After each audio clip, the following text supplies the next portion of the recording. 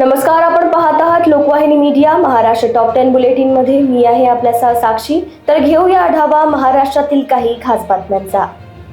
4 दिवसांच्या विश्रांतीनंतर भंडारा जिल्ह्याच्या तुमसर तालुक्यात जोरदार पावसाची हजेरी.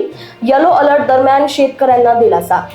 पेपरफुटी प्रकरणांच्या जलद सुनावणीसाठी चंद्रपूर, गडचिरोली, गोंदिया, वर्धा व यवतमाळमध्ये विशेष फास्ट ट्रॅक न्यायालयांना मंजुरी. खड्डे व कुंभमेळा कामांच्या पार्श्वभूमीवर मनसे अध्यक्ष राज ठाकरे उद्यापासून 2 दिवसीय नाशिक दौऱ्यावर. संघटनात्मक आढावा आणि बैठका. बनावट क्राईम ब्रांच पोलीस बनून 13.30 लाखांची दरोडेखोरी. मेघवाडी पोलिसांनी आंतरराज्य टोळीचा पर्दाफाश करत 5 आरोपींना अटक केली.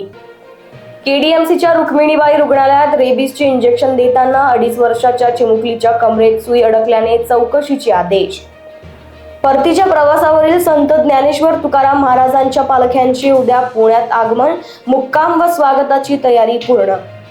सायबर फसवणुकीसाठी म्यूल अकाउंट रॅकेटचा पर्दाफाश. 150 कोटींच्या ऑनलाईन घोटाळ्याप्रकरणी 1 आरोपी अटक. यवतमाळमध्ये सायबर फसवणुकीसाठी म्यूल अकाउंट वापरणाऱ्या रॅकेटचा पर्दाफाश. मुख्य सूत्रधारांसह 3घांना अटक. सुनेत्रा पवारांवरील टीकेप्रकरणी संजय काकडेंचे शरद पवार व राहुल गांधींना पत्र. हर्षवर्धन सपकाळांवर कारवाई व जाहीर माफीची मागणी. जळगाव येथे थकीत पगाराची मागणी केल्याच्या वादातून मुक्ताईनगरात सुरक्षा रक्षकाचा मारहाणीत मृत्यू. ढाबा मालकावर खुनाचा गुन्हा दाखल.